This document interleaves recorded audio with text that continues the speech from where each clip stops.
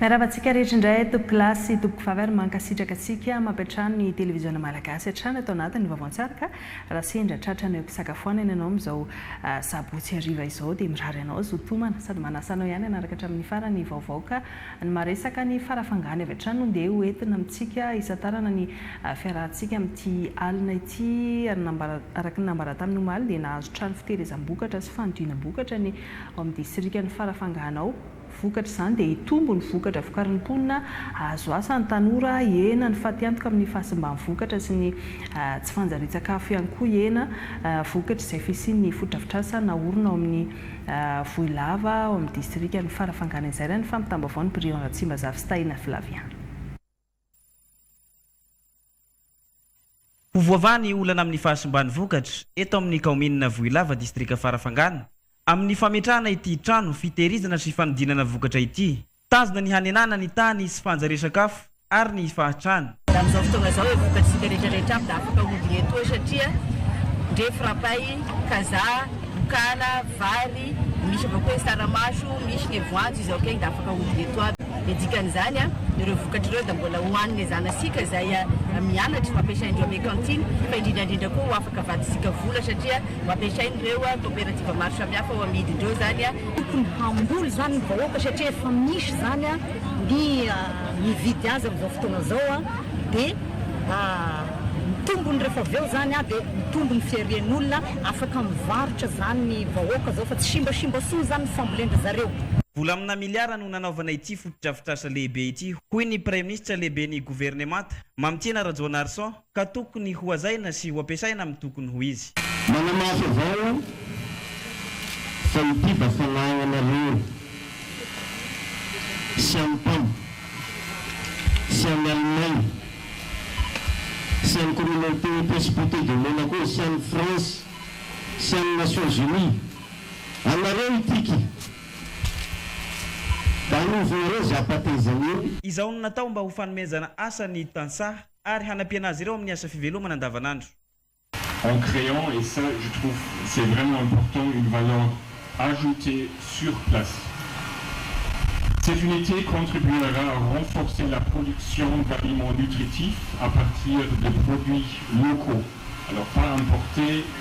pas d'ailleurs, mais d'ici des produits locaux. Avec l'ambition de favoriser à terme Piaramiasa PAM, ONN, MID-SP,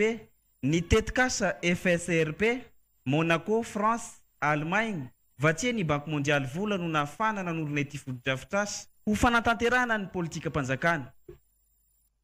Didina izay famatsiana ara-tsakafo izay hatrany ary mbola ny farafangana ihany koa miaraka amin'ny mananjary ihany koa dia nahazo ilay toana ara-tsakafo milanja 2.7 taona mahery ny tokantrano marefo misa 504 tamin'ny alalan'ny hetsika karavan'ny Vonjelongo andian'ny faharoa izay tanterahany BNGRC fanampiana ao ireo tokantrano voafaritra fatratra ny tsy fanjarian-tsakafo izy ity araka ny vaovao entiny Ketary Vilasy Tantely Andriambelo.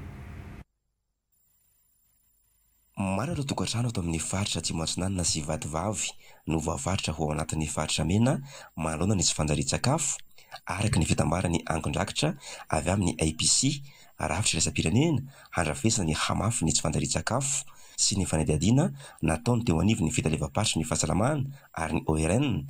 hita ny fiantraikan'izany amin'ireo sokajin'olona marifo indrindra fa ny vehivavy bevoka sy ireo reny mitaizakely ary ny zaza. Anatin'ny seanza mbola fandrisana fanjakana dia sy ampy sakafo ny zanako sy ampy rey sy ampy lanja sy ampy fahasalamana izany izao koa ara-sakafo amin'ny fanjakana. Be dia be loatra ny zaza izay tsy ampy sakafo satria amin'ny faritra toy amin'ny komina tahaka an'itony satria rehefa nanao ny fizanany zao communauté tsirairay dia nisy izay fahitana izay zaza marefo ara-pahasalamana no nisy fampisakafo izay. Voakasika ty tsy fanjarian-tsakafo ity ireto komina manaraka ireto toy ny Tovona, Ambalavato, Antevato, Marivandrika, Voileza, Sandrohy, Mahatsara Sud, Voilava ary Vohimasy. Antony nandraisany fitondram-panjakana fanapahakevitra izara-toana ara-tsakafo izay milanja 2.7 taona mahery tao anatin'ny 3 andro tamin'ny alalan'ny hetsika vonjelongo izay tanterahan'ny BNGRC ho an'ny tokantrano marefo izay misy 500 sy 4,000. Natao zao fizarana fanampiana zao mba hisizovana ireo tokantrano tena marefo ara-pivelomana tratrany tsy fanjaria sakafo ary indrindrandrindra eo ihany koa ny zazakely zay marefo raha atao amin'ny teny vahiny dia hoe tratrany malnutrition aiguë sévère. Ny safidianana anazy ireo moa dia satria ny tompony andraisin'ny fahasalamana sy zareo amin'ny ORN izay nanao fanadiadiana manokana ary taony nahitana fa tena tratrany tsy fanjavia sakafo tena lalipaka tokoa ireto tokantrano reto. Marina fa mbola hitohy any amin'ny distrika Nosy-Varika ny hetsika. Ankoatra ny sakafo izay miantokaina dia tena ilaina ihany koa ny rano ka momba izay resaka rano izay indrindra no anoizintsika ny vaovao fa mana ny olana mitsifitsin-drano any an-drano takatra ny Mahajanga any dia nijery ny foto-drafitrasa fampandehanana ny rano ny misy ny rano fidiovana sy fanadiovana araka ny famitamba-bao ny Nick Chancela sy Eugène Tacle Patterson. Manoloana ny olana mahakasika ny famatsiana ny rano fisotro madio eto an-tampon-tanànan'ny Mahajanga dia nidina ifotony tany an-drano takatra i ramatoa minisitry ny rano sy ny fidiovana ary ny fahadiovana nijery akaiky ny hamahana izany olana izany. Nanomboka tamin'ny alakamisy nisy ny fanomezana fitaovana nahafahana nijery le moteur izay lazaina fa simba dia efa vita ny moteur omaly amin'izao fotoana izao tonga eto ny tenanay misy fahasimbany indray ny pompe zany. Dia izay no jerena miaraka amin'ny ekipa Jirama eto. Fantatritsika fa 34 000 m3 jour eo ny besoin zany ny filana amin'ny rano eto an-tampon-tanànan'ny Mahajanga dia misy gap eo amin'ny 10 000 m3 jour eo. Rehefa namboarina izy ity omaly dia fa nazahoana 3 000 m3 jour fa noho ny fahasimban'ilay pompe indray izao dia miverina amin'izay gapina 10 000 m3 jour zay zany ny eto Mahajanga. Efa nanome toko moa ny ekipa Jirama fa hijery akaiky ary anamboatra haingana izay fahasimbana izay dia ho averina arak'izay tratra zany le 3 000 m3 jour aloha. Na izany zany eto ny ministera dia te hanipika foana hoe tsy mitazana fotsiny ny fitondram-panjakana fa miezaka mamaly izay kikika ny olona izay amin'ny tsy fahampian'ny rano. Ny zava-misy eto Mahajanga zany zao dia ny famerenana izay 3 000 m3 jour zay aloha ny tena mamaika atao anatin'ny fotoana tena fohy dia fohy. Hisy moa ny tetikasa manokana hanomboka atoato izay hentina hanatsarana trano ny tolotra omenan'ny vahoaka. Tsy piaka eto sady ny fisian'ny projet PAEP izay anomboka afaka ray volana eo ameno an'izay 7 000 m3 jour banga eto Mahajanga zay. Eo ny fanamboarana ny forage miisa 5 eo ny pompe dia eo ihany koa ireo asa maro eo amin'ny 7 km eo ny fantsona izay hosoloana sy amboarina eto an-tampon-tanànan'ny Mahajanga. Nisy ny fitsidiana ireo toerana na topo fitehirizan-drano toy ny tany ambondrina tsy azon'angoly. Ny fokotany Manjarisoa kosa dia fionana ho an'ireo mponina lazibatry ny tsy fisian-drano teto Mahajanga. Tena toerana niaraka tamin'ny ramatoa minisitra moa ny filoha lefitry ny anteny mera-pirenena teto Mahajanga ny solombavam-bahoaka ary ny tompona ndraiky mpanjakana Isa-Tsokajiny. Fa mbola hijanona ny Mahajanga hatrany isika satria any ihany koa ny minisitry ny serasera sy ny kolontsaina nanana fandaharam-potoana maro izy nanomboka afaky-maly ary anisan'ny anton-diany manokana ihany koa ny fionana mivantana tamin'ireo mpandala kolontsaina maha-malagasy eny fotony. Teo ihany koa ny fionana tamin'ireo mpiara-miasa amin'ny fitalevam-patry ny serasera sy ny kolontsaina atao amin'ny fahatraboeny zany miaino ny etaetany rehetra izy ahafahana mijery miaraka ny fomba hitondrana fanavaozana makany amin'ny fampandrosoana araka ny famitambavao Yolande Patricia sy Naria Véronique. Nandritra ny diany teto Mahajanga dia nanamafy ny politika mpihainoana sy ny fampiresana akaiky amin'ny vahoaka ny ministry ny serasera sy ny kolontsaina Andriamatoa Gaspard Finso. Tafiditra tao anatin'izany ny fionana tamin'ireo mpandala ny kanto eto an-toerana, ahitana ny mpikabary sy ireo mpanakanto isan-tsokajiny. Teboka maro ny fampiresahan'ireo tota nandritra izany fionana izany. Anisan'ny misongadina tamin'izany ny fangatana ny fanavaozana ny tranobe ny kolontsaina sy ny foto-drafitrasa mifandraika amin'ny sehitry ny kolontsaina eto Mahajanga. Nambaran'ireto mpanakanto ihany koa ny filana fanomezana sata manokana azy ireo mba ahafahany mivezivezy sy misolotena ny kolontsaina malagasy ampilaminana any ivelany. Tsy adinoan'ny ministera ny serasera sy ny kolontsaina ihany koa ny fanana mivantana tamin'ireo ray aman-dreny ara-drazana, indrindra ireo ratsa-mangaika ity fotony ny fitoloam-patra ny serasera sy ny kolontsaina boeny. Nandritra izany no nanambaran'izy ireo ny etaeta sy ny faniriana entina hampandrosoana sy tandrona ny soatoavina ary ny vakoka ara-kolontsaina. Anisan'ny politika sy lalan-tsaina izay hitantanako ny ministera ny politika ny fihainoana. Matetika ny fahadisoany ny mpitantana teo aloha dia nihevitra fa izy irery dia afaka hitondra fanovana ho an'ny ministera sy hitondra fanapahan-kevitra indrindrandrindra ho an'ny ministera. Fantanareo tsara fa ny faha 20 volana oktobra taona 2024 ny tenako ny voatenin'ny ministra hitantana sy hisana an'ity serasera sy kolontsaina ity. Herinandro talohanan'io dia efa nisy ny fakakevitra nanerana ny Madagasikara sy tao Antananarivo ny amin'ny lalàna momba serasera sy ny kolontsaina, ny amin'ireo sehatra rehetra teo anivon'ny kolontsaina, fandizana, ny kabary, ny sinema sy ny maro samihafa zany hatrany amin'ny ara-polatika. Ny tiako atongavana zany dia hoe ny lalan-tsaiko dia mifototra amin'ny fihainoana. Araka ny nambarany talepatry ny serasera sy ny kolontsaina boeny, Ramatoa Rafararinify Tantely Fanja Oliver Franklin dia miavaka amin'ireo ministra ny fandimby Andriamatoa Gaskara Fenso noho ny fananany finiavana ihaino sy andray mivantana ny etaetam-bahoaka. Izany indrindra hoy izy no nafany rehetra na ny malalaka ny aiainy sy ny fangatahana nandritra ny fionana. No mafisin'ny ministra fa noraisina antsoratra avokoa ireo olana sy fangatahany rehetra napetraka ary hodiniana ny vahaolana mifanaraka amin'ny filan'ny tsirairay sy ny fampandrosoana ny sehatry ny kolontsaina amin'ny ankapobeny. Izay ny maresaka tany amin'ny fatra boeny iny fa manomboka eto ihany koa isika dia resaka vaovao ara-tontolo iainana satria manana vaovao maromaro isika mahakasika izay tontolo iainana izay ka any amin'ny fatra mena be no anomboantsika izay. Ny Madagascar National Park sa manomboka izao no hitantana ilay valan-javaboary Makay ao Malaimbady any amin'iny fatra mena be iny ary vita ny fanolorana izany narahana fifanaovan-tsoniana hatrehany ministry ny tontolo iainana sy ny fandrosoana Vainjafy Isabelle Jouda Celestine Ivan Mariasy Bonaratry no mampita ny vaovao avy any Morondava. Ny asa tanana sy ny trano fandraisam-bahiny izany hiatsara ny toe-karena ny faritra Menabe sy ny faritra Antsimo Andrefana, hanamafy ny fiarovana amin'ny ady atao amin'ny doro-tanety sy ny doroala ny faritra Roatonta ary hitombo ny mpizahatany. Fantatra ireo nandritra ny fanolorana tamin'ny fomba ofisialy ny alan-javaboary ao Makay izay ho tantana ny Madagascar National Park ny fahavalo ny volana May taona 2024 tao amin'ny commune ny Malaimbady. Manana anjara toerana lehibe ny valan-javaboary Makay satria ao no mamatsy rano ny renirano rehetra mikorina makany andrefany faritra Menabe sy ny faritra Antsimo Andrefana iny. Manana ataontsika hoe sata manokana ny valan-javaboary raha amin'ny tany hafa satria feno ny fepetra amin'ny valan-javaboary azy ny fanana ny ala ny mbola mikitroka ny fanana ny zavaboary mampiavaka azy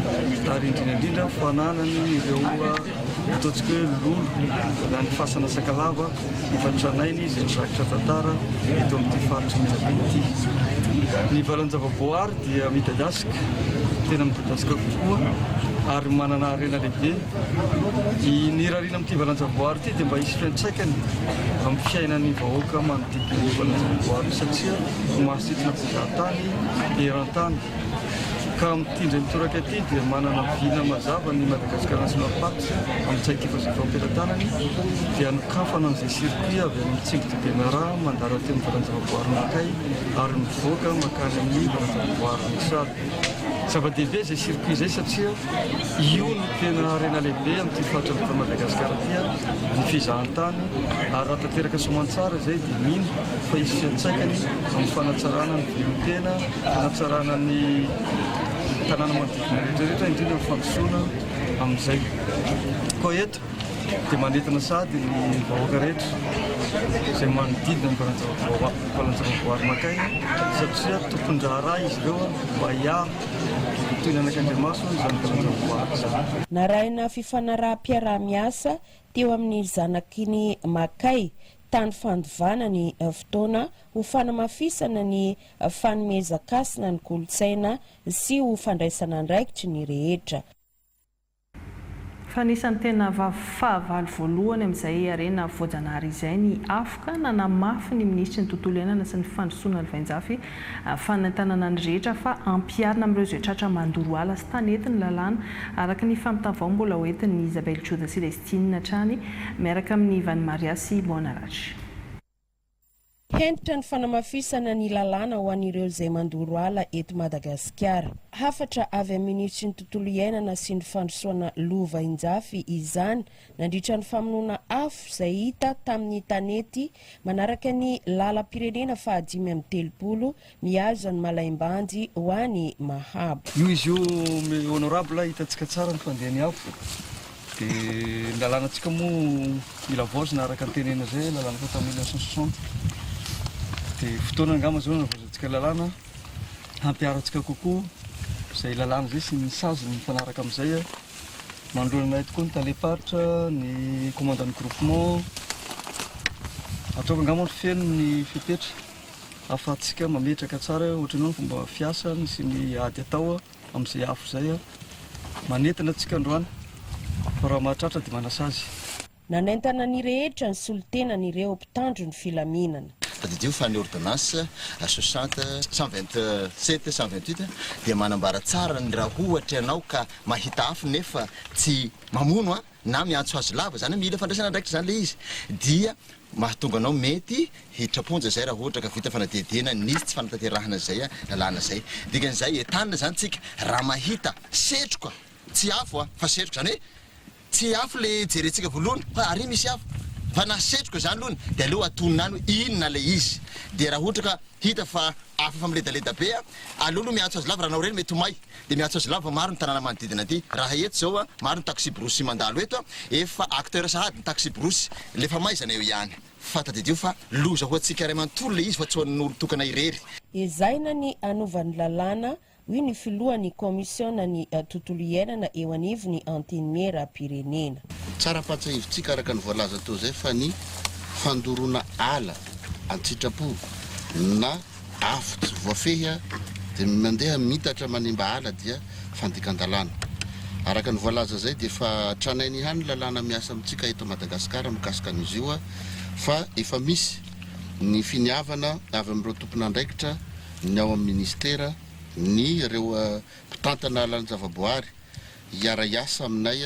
ao amin'ny Antenimie raha-pirenena mba hahafahantsika mitondra an'izay lalàna vaovao mba mifandraiky sy mamaly ny toe-java-misy amin'izao fotoana zao ary hahafahantsika koa mba misoroka mialoha. Tsy ny distrika dimy mandravitra ny faritra Menabe ihany no mampiarana izany fa eto Madagasikara. Mbola resaka tontolo iainan'izay hatrany mpanavaozana hatrany amin'izao fotoana izao ny drafitry ny asa atao amin'ny ady amin'ny fiovantoetrandro noho ny fiantraikany tsy mitovy amin'ireo olona rehetra izay indrindra no antony hanamafisana ny fiapetra sy ny fandraisana anjarany rehetra indrindra ho fiarovana ireo vondrona marefo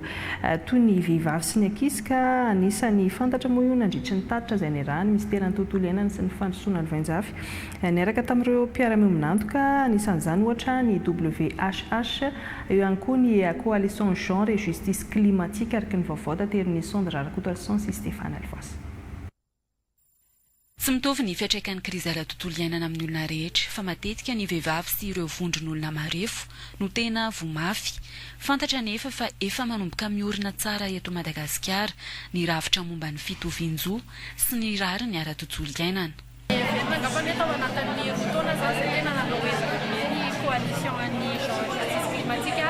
Vondrona sehatra rehetra amin'ny klima eto Madagasikara dia hita le izy manomboka miakatra ny fahatsapany olona sy ny fahafantarany momba izany tematika izany eto Madagasikara mbola betsaka ihany miezaka eo amin'ny fampahafantarana famokarana ny takevitra sy ny sisa fa na izany rehefa mandrisitsika makany amin'izay hoe ataoko hoe fanitsiana an'ireo hevisy rehetra mandrisy sy ny klima dia ataoko hoe fanomezana Atsaraina trano ny fiapetra sy ny paikady ampiarina amin'izany ka efa eo mpanavaozana ny drafitry ny asa ataony ny fanjakana amin'ny ady amin'ny fivaovan'ny toetrandro. Taloha ny politika ny fanjakana zany stratégie na plan d'action dia tsy mijery mihitsy momba faharefon'izay Madagasikara fa tena amintsika hoe latsaka ny roapolo isanjaton'ny tany manerana zao no an'ny vehivavy nefa ny any enina amby roapolo isanjaton'ny asa eny ambanivohitra eny dia ny vehivavy malagasy ny anton'izany dia ny ara-kulturaly noho ny ara-kolontsainy noho ny ara-ekonomika noho ny amin'ny tsy fahazarana ihany koa dia izany rehetrarehetra izany mahatonga ny faharefona eo ihany koa ny tsy fahafahana misitraka raha misotro madio ohatra rehefa misy rehefa sy sisa be dia be tsy misy mihitsy izany politika teto Madagasikara no mampiditra afan'izany mijery hoe ny vehivavy sy ny sakovavy izany tena anisan'ny marefo indrindra dia tao anatin'ny 10 taona izay nanomboka niezaka besany fanjakana nampiditra an'io afinition io tany anatin'ny terminé au niveau national ohatra efa nanomboka nanana stratégie genre climat ihany koa izay développé ny MED efa nanomboka misy politika betsaka hafa izany dia ao anatin'ity rapport genre climat io no ahitana ny andinidiny momba an'izay dia misy ihany koa zany recommandation natoronkevitra ao anatin'io rapport io ahafahana mahita hoe inona indray zany ny tokony ataony mpisehatra tsirairay avy ao anatin'izany ny gouvernement ao anatin'izany ny sehatra tsy miankina dia ao anatin'izany ny firaisamonim-pirenena ahitam-boka ny fanomezana toerana sy hery mitovy ho any rehetra amin'ny fanapahan-kevitra sy ny fitantanana ny harena voajanahary zava-dehibe ny fiarovana ny tontolo iainana sy ny ady amin'ny fiovaovan'ny toetrandro satria ady ombonana fiarovana ny biby sy ny zavamaniry ihany koa dia misy 300 ireo mpianatra izay nahazo fahalalana mikasika ny fiarovana izany nanamafy ny fahaiza-manaony izy ireo tany an-tsekoly ka ny orinasa antsoina hoe Festive Mada no dobo-marika tamin'izay fampihofanana izay ny farana omaly moa izy ity ary efa nanomboka tamin'ny alatsinainy teo ka ankizy manodidina ny 12 taona izany hoe mpianatra eny amin'ny ambaratonga faharoa no voakasika ity hetsika ity avy amin'ny sekoly 10 eto Andrenivohitra Nandrianjara sekoly miankina sy tsy miankina amin'ny fanjakana ka John Dimy Salama no izara amintsika ny votoatin'izay fampihofanana izay.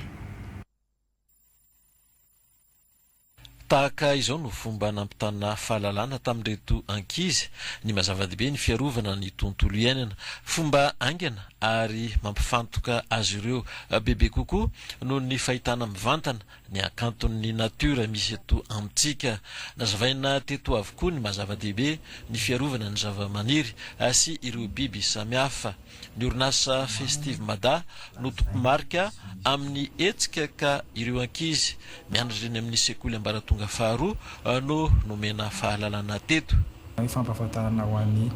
rehetra indrindra fa ny ankizy inona moa zany ny atao hoe biodiversité dia inona ny tokony atao mba hiarovana ny biodiversité na hoe zava-mananana rehetra any an-dranomasina io na an-tanety. Misy ny cible ao anatin'le hetsika zany hoe zay zany ny safidy naka ny mpianatra manerana Andrenivohitra ito zany hoe sekoly anankifolo no nataonay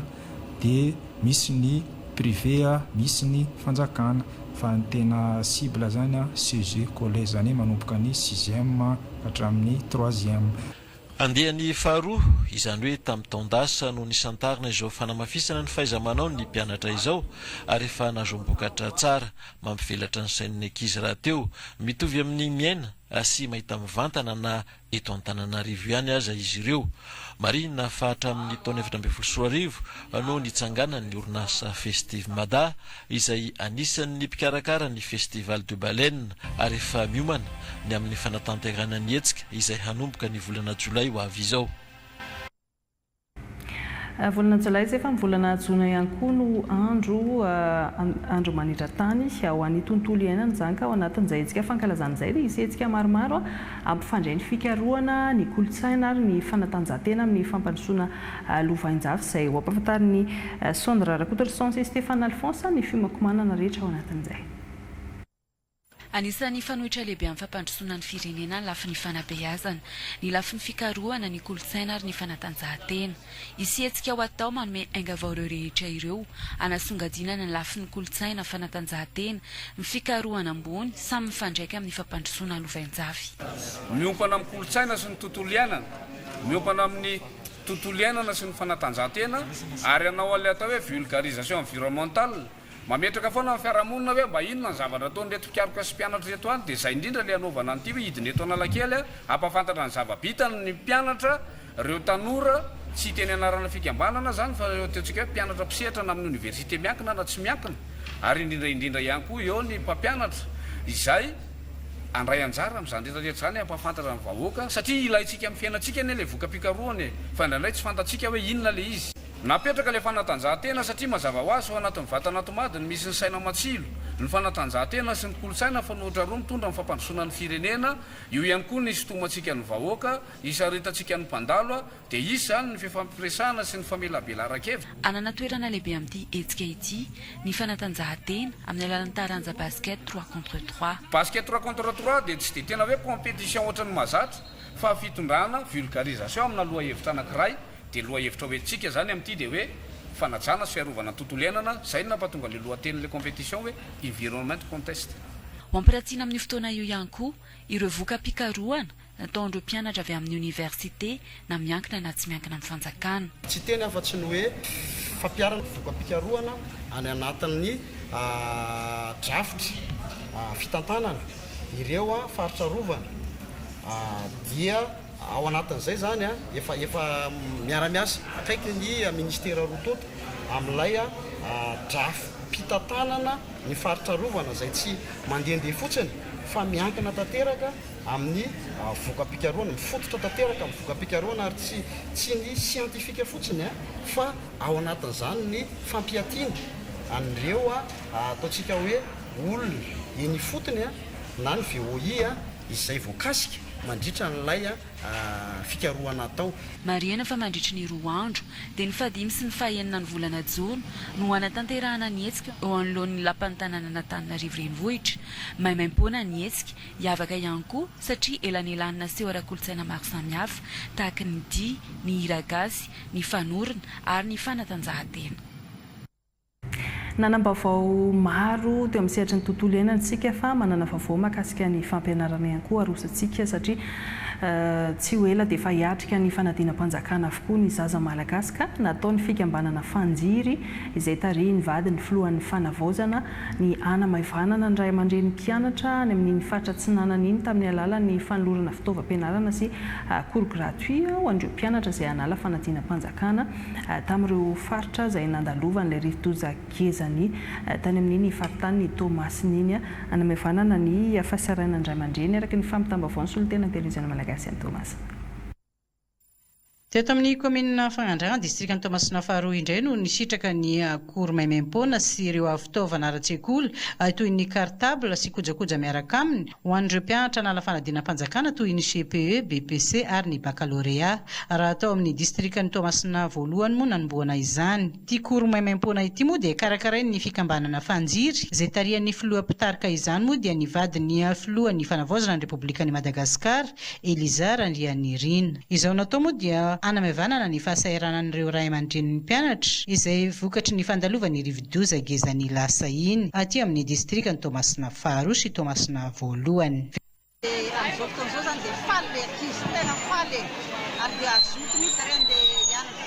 ao ary dia maika mihitsy ko ary vao maraina dia andeha hianatra tsy dia fanavaozana fa zanampy lehibe kosa satria na zay ray aman-dreny ao anaty zanaty sy maharaka le fianarany ankizy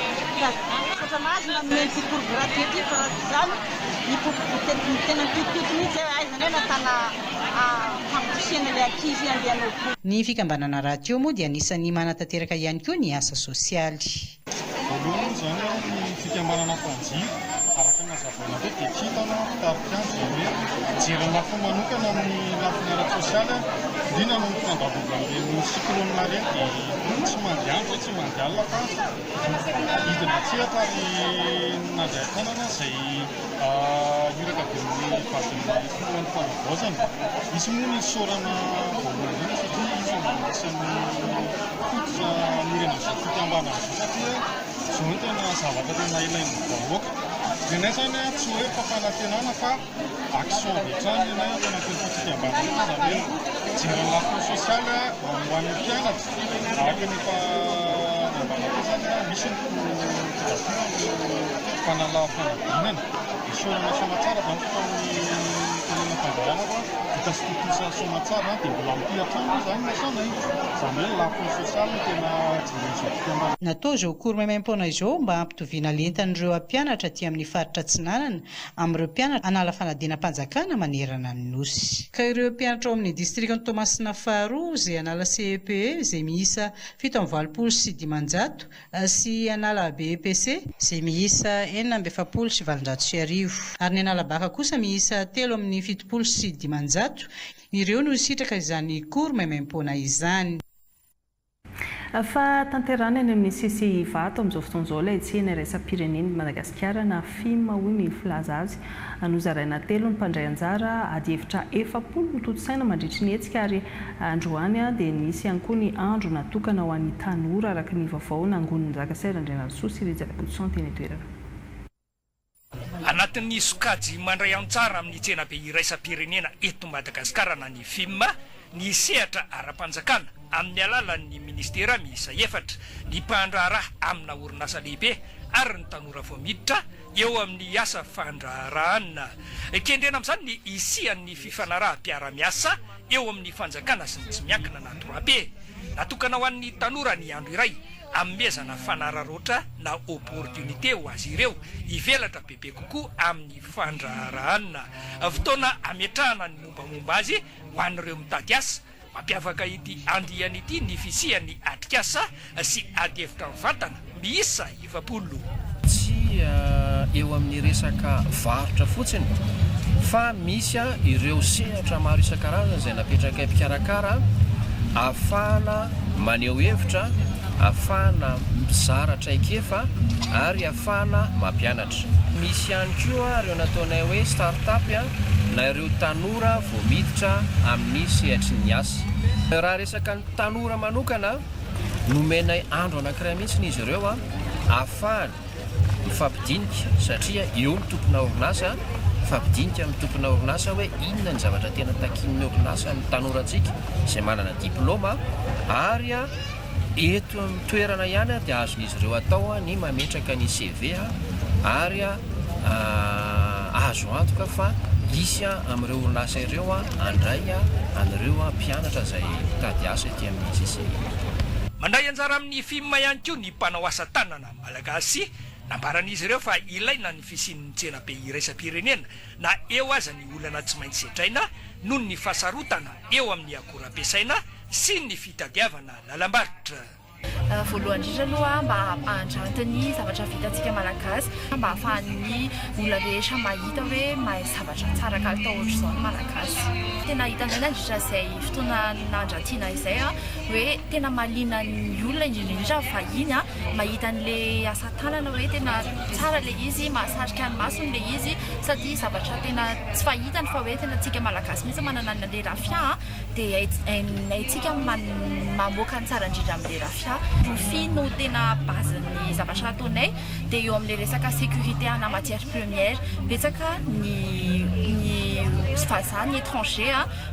manjifa matière première any ampotony mihitsy izay tena ahitan'ny mpanao asa tanana rofia problème be amin'izao satria lasa lafo be miakatra be zany ny prix an'ilay izy satria tsy isy protection mihitsy hoe tokony mba gasy ihany manjifa anazy mamoaka an'ilay asa tanana amin'ilay rofia satria marena malagasy anazy dia tokony tsika ihany zany mba mandrary amin'ilay izy dia mamoaka an'ilay izy any ivelany. Misy visibilité zany ianao amin'ny asa tanana izay ataonao. Ianao zany mitady client dia tsy maintsy tonga ianao mandray anjara amin'ilay exposition sy vente. Ny asa tanana malagasy zany tena hoe mahasarika fa eo amin'ilay hoe fahefana dia misy koa ny olona zany manao découverte fotsiny zany hoe mijery dia mahita an'ilay tsara be mahafinaritra fa tsy fantatra hoe rovina izy vao tena hividy. Ny olana angamba efa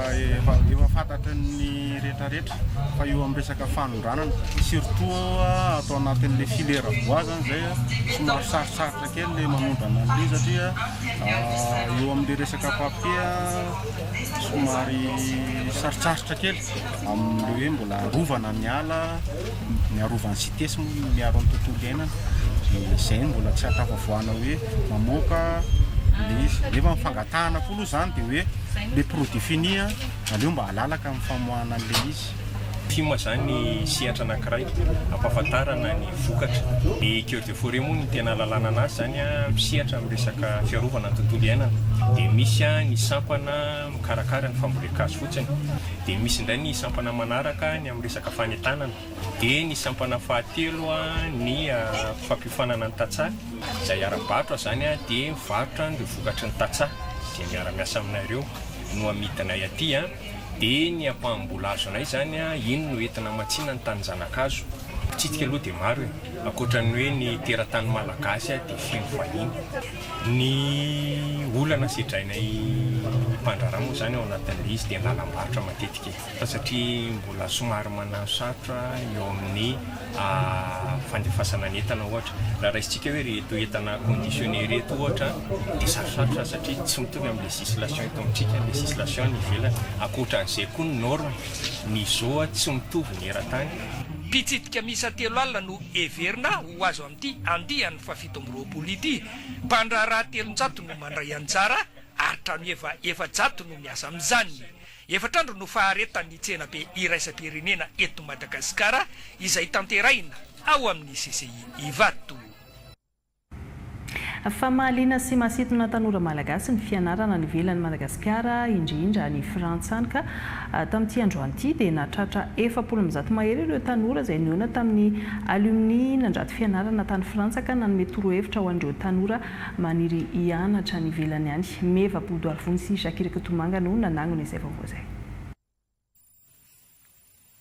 Mitombo isan-taona ireo tanora mandranto fianarana any ivelany Frantsa no mbola mitana ny laharana voalohany amin'izany satria dia 570,000 tanora malagasy no misafidy hanao fianarany any ivelany.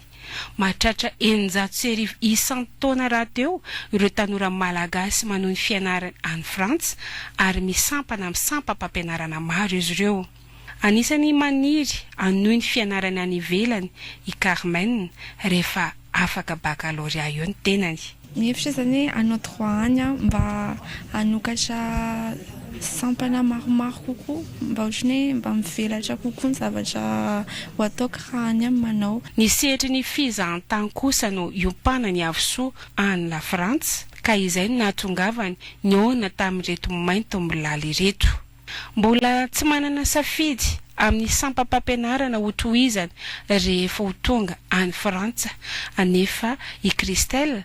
ka maka izay torohevitra izay no atongavany eto. Ty mbola eritreritra tsara momba ny satria tena mbola very be mihitsy ny amin'ny momba an'io. Anisany manamora ny safidy ataon'ireo mpianatra maniry anatra any ivelany ity hetsika ataony France Alumni Day ity. Mpianatra rehetrarehetra zany izay maniry aka izay torohevitra torolalana izay sy fizarana traikefa atao amin'ny FM mandritra ny tontolo andro izy io. Efa misy fotoana voafetra tsirairay eo amin'ny 20 minitra ho an'ny tsirairay. Efa taona izao injoroan'ny France Alumni Day eto Madagasikara.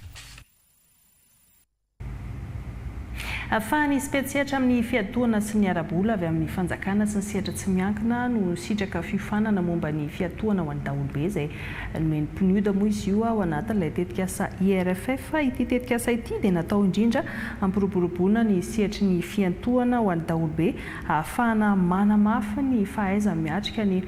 loza voajanahary ihany koa ny fiarovana ireo mponina marefo amin'izany araka ny vaovao angony rivaravona resy Joelson Andriaparana. Isan-taona volany tapitrisany ny lany amin'ny fiatriana sy ny fanarenana ny takatra velan'ny loza voajanahary. Manoloana izany dia napetraka ho vahaolana maharitra amin'ny fanamafisana ny fahafahamiatrika ny loza hiarovana sy hanampiana ireo mponina marefo ny fiantohana ho an'ny daholobe anatin'ny tetikasa IRFF na Insurance and Risk Finance Facility. Fampahafantarana ny mponina no mahazava-dehibe ny fiantohana raha sendra misy loza, fanomezana fanofanana ho an'ireo mpisehatra amin'ny fiantohana sy ny arabola ary ihany koa fanentanana azy ireo hiditra anatin'ny sehatry ny fiantohana. Hatreto tokoa mantsy mbola manodidina 200 malagasy ihany no tafiditra anatin'ny sehatry ny fiantohana. Izay ny antony fanofanana ohatrantony satria dia nanomana olona zany afaka mandeha sy lahatra sy mandeha manatona an'ireny vahoaka sahirana ireny ahafahany maka an'izay le fiantohana izay. Le olona zany dia tia andeha anatona any amin'ilay vahoaka mihitsy hanao proposition ana produit izay tena mifandrify amin'ny zavatra tena ilainy ary ao anatin'ny capacité financière an'le olona. Nandritra ny efatrandro mpandray anjara enina amby roapolo avy amin'ny sampandra-panjakana izay hatra tsy miankina trano fiantohana sy ireo orinasa mpampindram-bola madinika no nisitraka fiofanana ho an'ny mpampiofana sy fiofanana momba ny fiantohana ho an'ny daholobe. Ary olona efa miasa amin'ny assurance zany no nahazo an'le formation ary formation de formateur certifié zareo zany afaka miparitaka manao formation any amin'ny branche ny tsirairay avy. Mizara efatra ny fiofanana narahan'ireto mpandray anjara ireto izay nanomboka tamin'ny taona 2024. Amin'izao dingana farany izao dia notolonana sertifika ireo nahavita ity fiofanana niarahana tamin'ny PNUD sy ny ministeran'ny toe-karena sy ny fitantanam-bola ity. Niovy ny orinasa Jirama indray dia nifarana omaly teto Antananarivo ilay kongresa nasional nataon'ny mpiasan'ny Jirama ahitana solotena manerina nosy izy io etsika izay efa tanterahana isaky ny 5 taona ka nandritra izay fionan'izay no nanamafisany syndika fa tokony averina hodiniana ny sata vaovao mahakasika ny orinasa Jirama izay efa isan'ireo fitakiana lehibe nandritra ny tolona araka ny fanazavana hoentin'ny Aurélie Fringa eo amin'ny sariny Ajara Safin'ny Piasa. Tokony averina hodiniana ny momba ilay sata vaovao ny sindika eto anivon'ny Jirama izay radio no efa notakiana tao anatin'ny tolona tsy mbola nisy ny fampiantsoana azy ireo hatreto. Tsy fantatra moa hoe aiza ho aiza zany mahakasika ny sata io dia tsy tompona andraikitra zany ny SMJ raha sanatrika mbola mitohy zany mahakasika an'ilay sata vaovao izay nataony napetraka ny fitondrana teo aloha dia isika moa dia mifanavaozana dia everina SMJ zany tokony mbola ifampidiniana. Tsy izay ihany fa mbola maro ny fehinkevitra azo nandritra ny 3 andro ny kongresy. Fehinkevitra izay ahafana manarina ny orinasa Jirama voakasika ao daholo na rano na jiro. Ny orinasa Jirama izay mbola ao anatin'ny fahasahiranana tanteraka ankehitriny. Ny anay zany dia ny décentralisation effective zany tena tsy ampy satria tsy voajery ny any amin'ny secteur kely na ny groupement na ny dirarany ny fijerena ny fampitaovana satria ny fitaovantsika zany dia maro ny efa antitra maro ny efa andalan'ny ho simba raha misy ny zavatra hitanareo any ivelany na ambadika any tsy mety na ataon'ny mpiasa na itsika mpanjifa dia tatero aty aminay zany na amin'ny orinasa Jirama zany mba ahafahantsika manafaingana ny fanarenana. Hatolotra ny direction générale ny Jirama avokoa moa ireo fehinkevitra rehetra ireo hoy ny sindika amin'ny fotoana mahamety azy.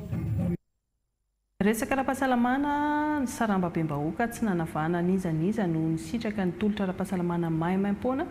tao anatin'ilay hetsika camp médical no karakarainy fikambanana musulmane moa izy teo tany Fianarantsoa tany araka ny fampitam-baovao Aina Randrianarso.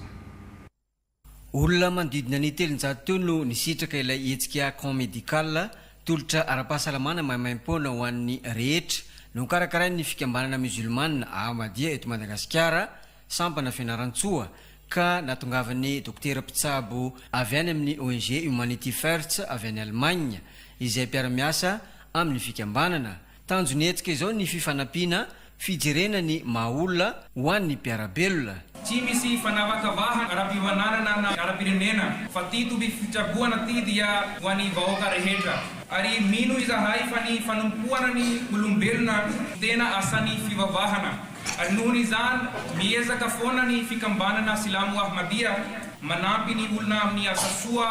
manerana zao tontolo zao. Ary ity koa ny teny filamatra ny fikambanana hoe mpiavana ho an'ny rehetra tsy misy fankahalana na iza na iza. Tolotra samihafa no nentina tamin'izao camp médical izao izay dokotera Aina Mirala avy amin'ny ONG Humanity First Germany no nisahana ny fijerena ny toe-pahasalaman'ny tsirairay teto. Dia misy ny consultation généraliste, misy ny consultation gynéco-obstétricale na fijerena fahasalaman'ny vehivavy manokana, misy ny resaka orthopédia zany hoe resaka problème amin'ireny vanimpotoanana reny, dia misy ny cardiovasculaire dia efa azo daholo ny mpitsabo mba izay ny fanafody izay maimaim-poana ary arakaraka izay zava-misy ny tranga hita eo amin'ilay olona tsaboana moa zany ny ndraisan'ny zaran-tanana anazy fa araka ny efa nitsidina teo ilay izy dia efa misy an'ilay fandriana ahafany mandray an-tanana isak'izay misy manarsa. Nao mafisy ny talepatry ny fahasalamam-bahoaka matsiatra ambony fa misokatra amin'ny mpiantsehatra maro lafy ny ministera ny amin'ny fijerena ny mahaolona izay eo amin'ny sehatry ny fahasalamana. Ankasitrana ho izy ny fifanomezan-tanana nenti ny fikambanana musulmane Ahmadiyya tao anatin'izao tolotra ara-pahasalamana nomena teto izao. Ho an'ny ONG Humanity First Germany moa dia saika anaovan'ny asa soa fitsaboana mamampana toy izao ireo kontinanta 5 ary tsy latsa-danja ao anatin'izany ny kontinanta ny Afrika izay misy ny Madagasikara. Vaovao mampalaelo kosa nodimandry ny fafito ny volana meteo tany Inde Irabea Jason izy izay ben'ny tanàna ny Toliara ary raha tsy evina kely dia teraka tamin'ny 7 Jona 770 Irabea Jason efa ben'ny tanàna ny Toliara izy tamin'ny taona 5 solombaomoaka ny Madagasikara ihany koa izy tamin'ny taona 7 ka hatramin'ny taona 4 ary ben'ny tanàna Amperinasa moa izy izao namoniainy izao. Ankoatra ny tontolo politika dia fantadaza teo amin'ny tontolon'ny fanatanjahantena noho ny handball ihany koa raha tompokila efa tompon-daka ny Madagasikara nandritry ny taona maro kapiten'ny kluba Asko Toliara. Raha ny fandaram-potoana moa dia ho tonga eny amin'ny seranam-piaramanidina Ivato Rampitsoalada ny razana andrasana amin'ny lapan'ny kolontsaina sy ny fanatanjahantena ny razana Rampitsoala ary entina ny Toliara amin'ny alatsinainy ho avy izao. Maraparana ny vaovao isika iresaka mahakasika ilay fisoratana anarana biometrika ny amin'iny faritra DNA iny dia nametraka ny aiainy amin'ny fanoratana ireo olona tsy manana kôpia nahaterahana sy ny karapanondro ireo tompony andraikitra eny fotony amin'ny fanoratana anarana biometrika izany ka atao amin'ny faritra DNA dia maro ireo mpifindra monina tsy manana fahizina na soram-piankonana fotoana indrindra ny fampizarana sy namalina ireo fanontaniana rehetra ny fionana ny rana tamin'ny solotena ministeran'ny atitany ny avy amin'ny ministeran'ny postra ny fampiroboroboana ny atao arakajy mirindra izany araka ny famitambavao ny maritra Ramarikotsy Ambintsoa Andriamaservely izay any an-toerana amin'izao fotoana izao. Commence-t-on bien izy vitsy atsika manao naissance fo. Ahoana no anamarinana sy azona antoka fa tsy olona mampiayany olona iray tonga isoratra anarana biometrika kanefa tsy manana kôpia na karapanondro. Fanontaniana ny verimberiny io nandritra ny fionan'ireo tompony andraikitra isan-tsokajiny eny amin'ny fiarahamonina sy ireo rehetra misehatra amin'ny fandaharana asa izao tokana na ny fanoratana anarana biometrika.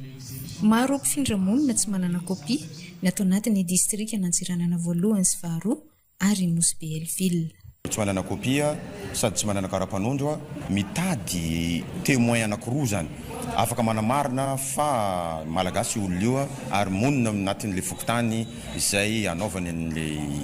fanoratana fisoratana anarana biometrika. Anao rehefa miassure hoe itemoigner amina zavatra anankiray dia mila olona azonao antoka satria azo adino fa enjeny lalàna ny fanaovana faux témoignage dia zay zavatra zay nefa no mila tandrovana. Misy solution izay efa ao anatiny programme anasan'ny fandrakana